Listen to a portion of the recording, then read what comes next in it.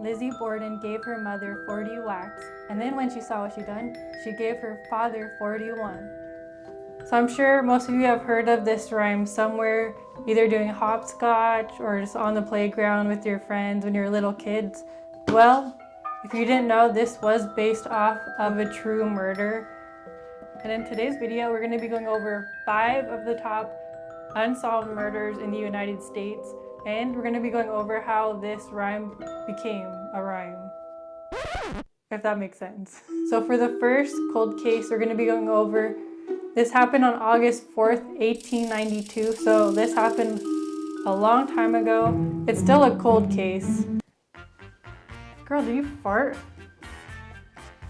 Sorry, my dog has really bad gas and we're in a little room together, so. Thanks a lot. Stinks in here now. Lizzie Borden and the maid Bridget Sullivan were home alone with Lizzie's parents. Well, Lizzie's father and her stepmother. And you may be wondering how this rhyme became a thing. Well, Lizzie went upstairs and saw that her dad was dead.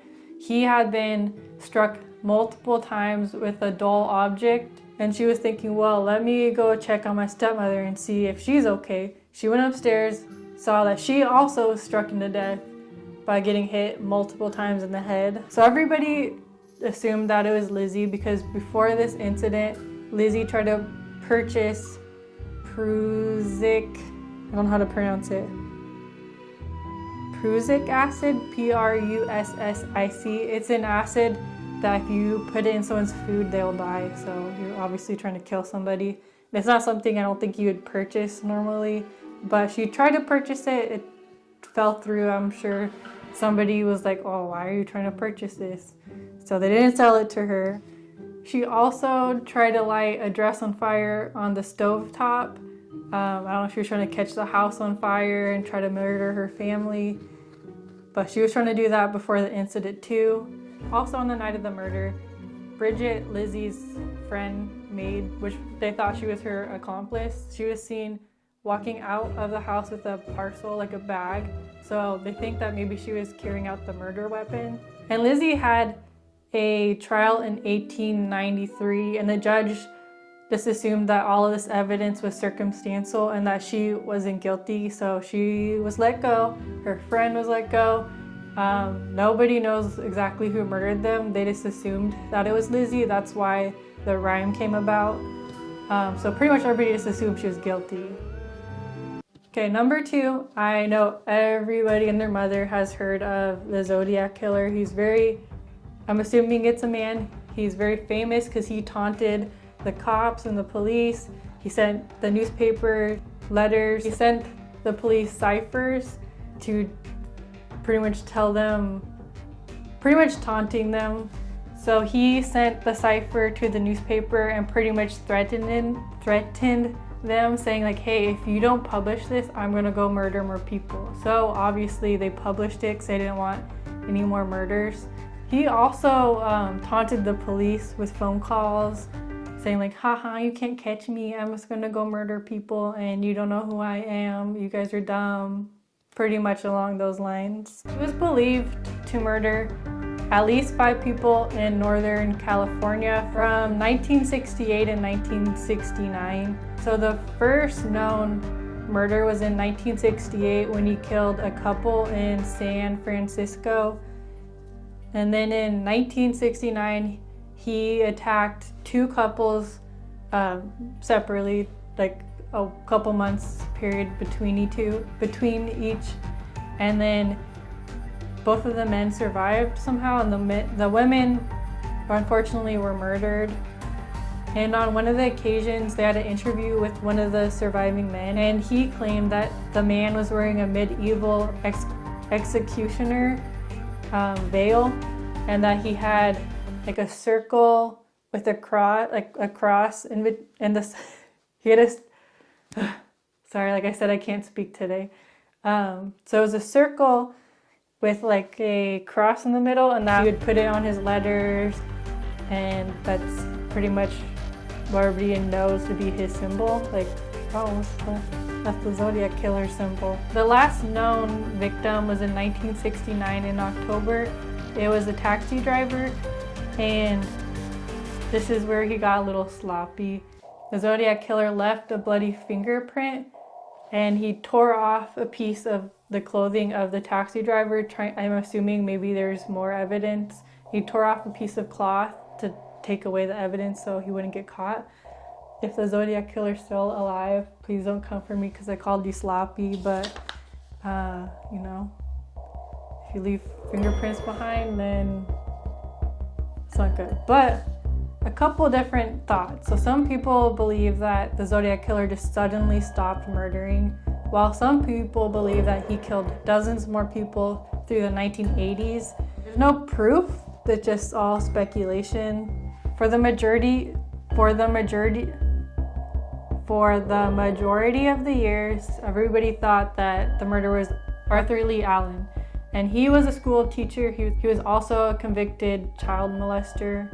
Most of the years, they pinned it on him. They didn't have any proof, but they just assumed that it was him because of a lot of evidence. If you want, I could do a whole entire video of all of the details that there are out there right now about the Zodiac Killer. Recently, a lot of news articles are pinpointing another person as the murderer. His name is Gary Poste.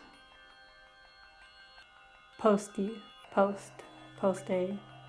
P-O-S-T-E, Poste. The reason why they think that it's him is that they have new DNA supposedly linking it. The FBI says that it's not for sure him. They're not saying that it's him, and that a lot of people are just taking the information and running. They're like, yes, it's him. It's definitely him. But the FBI are saying that this is not proven. Please stop saying that it is him. We are not saying that it's him. So stop saying that. Somebody was able to decode both of the ciphers. The 408 cipher was decoded a little while ago. I'll read to you because I have bad memory, so I can't really remember on the top of my head everything that he says. But it says, I like killing people because it is so much fun than killing game in the forest because man is the most dangerous animal of all. To kill something gives me the most thrilling experience. It is even better than getting your rocks off with a girl. The best part of it is that when I die, I will be reborn in paradise, and all that I have killed will become my slaves. I will not give you my name because you will try to slow down or stop my collecting of slaves for my afterlife. So if you were to read how the cipher is, it's like pretty much a huge run-on sentence, and there's some words that are spelled wrong. So it's kind of funny that he was able to stump the FBI for many years, many years, because he's pretty smart, but he doesn't know how to spell. So that's a little ironic. And then the 340 cipher wasn't decoded until 2020. So I will also read that to you. I hope you're having lots of fun and trying to catch me. That wasn't me on the TV show, which brings up a point about me. I am not afraid of the gas chamber because it will send me to paradise all the sooner. Because I now have enough slaves to work for me, where everyone else has nothing when they reach paradise. So they are afraid of death. I am not afraid because I know that my new life, his life will be easy one in paradise death. Because he has a bunch of slaves to work for him and he can just sit back. The third one, everybody knows her. She's not famous, the murderer was famous. So on January 15th, 1947, a woman was walking with her child in Los Angeles, and they came across a mannequin. That's what she thought at first. It was a mannequin because the body was so severely mutilated and the body was drained of all blood, so I'm assuming she would probably look pretty pale because there's no blood running through her. So the woman thought at first it was a mannequin until further investigation. She was like, oh my God, it's a dead body. And once the police was able to get there, they pretty quickly identified that it was Elizabeth Short. She was 22 years old, and she was an aspiring actress. So she got that nickname because she liked to wear sheer black dresses, and that there was a movie out at the time called Black Dahlia, which was about a murdered housewife. So I guess they just associated murder with murder. And that's how she got the nickname. This case is also unsolved. Most of the evidence has been lost due to mishandling from police or just lost from time. Like some things just disintegrate over time. Or maybe it was just lost or broken. I'm not sure exactly how it was mishandled, but it was, and it's still unsolved to this day. There have been some people sending letters claiming to have been the murderer. That was just a lie. They were just trying to get fame or, I don't know, just attention. Maybe they're very lonely and just wanted attention. But they weren't the ones who murdered her. And this case is still unsolved. Number 4, I think, is the most sad one because it has to do with a child. It's JonBenét Ramsey. I know everybody has heard of this. It was all over the news, all over YouTube, all over the internet, because this murder pulls at everybody's heartstrings because it was a child, and it's just so weird how this happened. JonBenét Ramsey was a 6-year-old. She performed in beauty pageants. She's won many of them. She was great at what she does. She's a beautiful little girl. She was living in Boulder, Colorado at the time with her parents. On December 16th, 1996, JonBenét Ramsey's mother woke up and noticed that her daughter wasn't home, and she found out that there was a ransom note also stating that they wanted $118,000 for the safe return of her daughter.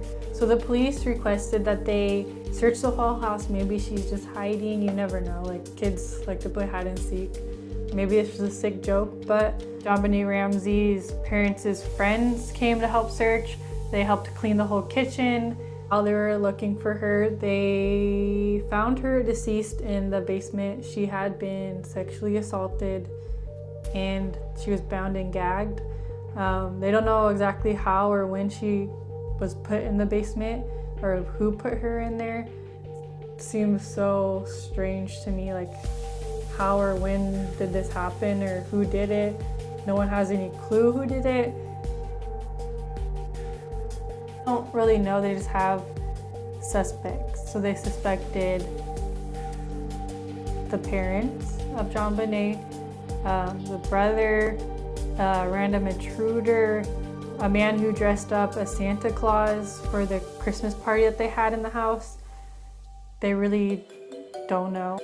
So like these type of cases just blow my mind, because if the police aren't sure that it's a murder yet or if it's a kidnapping, to me, like I'm not a cop, but if I was a cop, I'm like, okay, hey, like please just get out of the house. We're gonna block off, don't let anybody else in the house, don't touch anything. We're gonna come in, we will search the house. The police, us, we will be searching the house, not you guys. Because like hypothetically, what if one of the friends that was helping search for her was the murderer, and like you just let them in and they can clean up after themselves or something. Number 5 is the Halls Mills murder. I never heard of this one until I was researching. It's pretty interesting. I know it's not good to say that murders are interesting, but just the way it happened is weird to me. Like, I'll get into the details. New Jersey on September 1922, Edward Hall and Eleanor Mills. So she was a choir singer and he was a priest at the church, the local church. And they were both married and they were seeing each other. They were going behind their partner's back and cheating. And everybody knew about it. Like in the whole neighborhood, it was a well-known thing that they were cheating together. I guess they weren't very secretive. One day on September 1922, they both made up excuses to leave their family. Like, oh, I gotta go get some milk.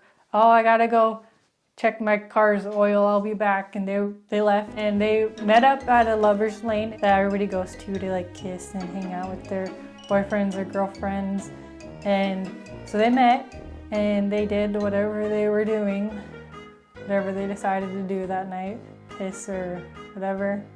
Eleanor and Edward didn't come home that night. So Edward's wife and Edward's wife's brother, so his brother-in-law, all went out looking for him, like trying to find him. They didn't find him. A few days later, another couple decided to get a little frisky in Lover's Lane, and they were walking along a apple tree, and they saw that there were two couples like in an embrace, like holding each other, but they thought it was weird looking, and they came closer, and they were dead. It was Edward and Eleanor. They had been brutally murdered. Eleanor a little more brutally murdered than Edward was. Edward was shot one time in the head, whereas Eleanor was shot three times in the head. She had her throat cut, almost decapitated because it almost went through, and then she had her tongue and larynx cut out, so I'm assuming it was very personal. It was shown that they were placed in the embrace after they were murdered, so I'm assuming somebody was just trying to, I have no clue what they're thinking of, whoever the murderer was, but maybe they were just mad at Eleanor. So like I said, everybody knew that they were seeing each other. Like, everybody in town knew because they didn't make it a secret. They were pretty obvious. But somehow the husband and the wife of Edward and Eleanor didn't know. Like, that seems suspicious, right? So Frances, Edward's wife, and her brother, they were the main suspects, but they didn't have any evidence against them, so this case is still cold. They had a few witnesses, but their stories kept changing, so they weren't very reliable. And then there's people calling and saying, like, I was the one that murdered them, but they were just trying to gain fame, trying to get attention. They were attention seekers. They didn't murder them. They just were making up stories and lies. And for some reason, some people were really interested in the murder, so they were sightseers, and they went and trampled all over the crime scene looking for things to collect from the murder, which just seems so odd to me. Like, why would you be collecting stuff from a murder? That's sad, it's scary, you don't know who did it. Like, why would you want to keep souvenirs from that? That's a sound of me. If you guys like this video, please share and subscribe. Thank you. Choo-choo appreciates it. Choo-choo appreciates it. Thank you.